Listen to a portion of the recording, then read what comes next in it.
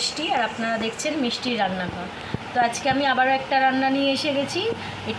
আজকে আমি বানাবো হচ্ছে জুসি লেমন ফিশ। তার জন্য আমি এই যে মাছ নিয়েছি, মাছটা ভালো করে পরিষ্কার করে ধুয়ে ওর মধ্যে গোলমরিচ, লেবুর রস আর নুন মাখিয়ে নিয়েছি। এখানে আমার আছে আদা আর কাঁচা লঙ্কা বাটা, লেবুর রস সামান্য একটু, মানে 1 চামচের মতো সর্ষে বাটা আর টক দই। চলুন এবার বানাই। যে আমি কড়াইয়ের মধ্যে তেল দিয়ে দিয়েছি, আমি এটা সাদা তেলে করছি। তো এটা সাদা তেলে করলেই বেশি হয় ভালো। আচ্ছা, তো আমি এর মধ্যে কি করব, আমার তেল গরম হয়ে গেছে, আমি একটা একটা করে মাছ ভেজে নেব।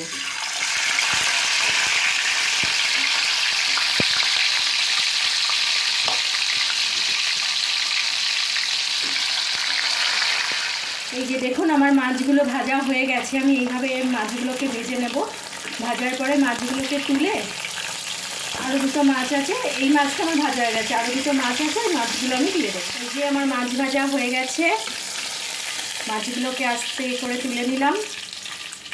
এবার এই তেলটার মধ্যেই আমি আদা আর কাঁচা লঙ্কা বাটাটা আস্তে করে দিয়ে দেবো। কাঁচা লঙ্কা বাটাতে এটা যেহেতু একটু ঝাল ঝাল হয়, আপনারা একটু লঙ্কাটা বুঝে দেবেন, যেরকম ঝাল খান সেই হিসাবে দেবেন। এতে কাঁচা লঙ্কা ছাড়া আর কিন্তু অন্য কিছুর ঝাল থাকবে না, তাই একটু বুঝে দেবেন। তো এটা আমি একটু ভেজে নিই, ভেজে নেওয়ার পর বাকি মশলা অ্যাড করি। এই যে আমার আদা আর কাঁচা লঙ্কাটা ভাজা হয়ে গেছে, এবার আমি একটু টক দই ফেটানো ছিল, সেটা আমি আস্তে করে এর মধ্যে দিয়ে দিলাম। গ্যাসটা কম করাই আছে, ওটা বাড়াবেন না, কম করেই দেবেন, নাহলে এটা ছানা ছানা মতো হয়ে যাবে। এটা এরকম করে ভালো করে মিশাবো, মিশিয়ে আমি আবারও এটাকে কিছুক্ষণ ঢাকা দিয়ে রাখবো। আচ্ছা দেখুন, এবার আমার মশলাটা ভাজা হয়ে গেছে, তেল ছেড়ে দিয়েছে মশলা থেকে। এবার আমি একটু যে 1 চামচের মতো সর্ষে বাটা ছিল সেটার মধ্যে দেব, দিয়ে ভালো করে মিশিয়ে নেব। এবার আমি এর সাথে অ্যাড করব হচ্ছে কিছুটা নুন। নুনটা আপনি আপনাদের পরিমাণ মতো দেবেন। ভালো করে মিশিয়ে এবার আমি একটা একটা করে মাছ ওর মধ্যে দিয়ে দেবো।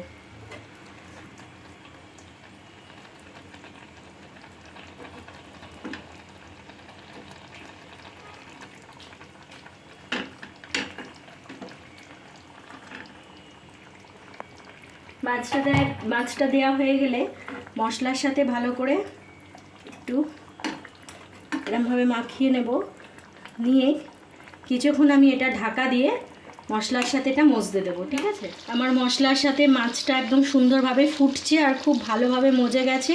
এই অবস্থায় আমি কি করব, গ্যাসটাকে অফ করে দেবো।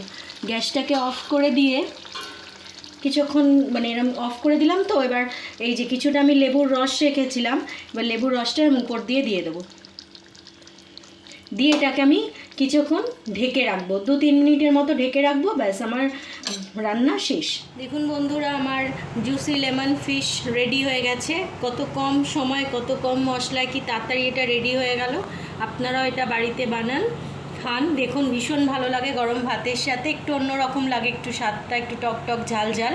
আপনারাও বানাবেন, খাবেন, আর কেমন হয়েছে সেটা আমাকে কমেন্টে জানাবেন। আমার রান্না যদি আপনাদের ভালো লাগে, প্লিজ আমাকে সাবস্ক্রাইব করুন। আমার রান্নাঘর মিষ্টি রান্নাঘরকে সাবস্ক্রাইব করুন, লাইক করুন, শেয়ার করুন। ধন্যবাদ।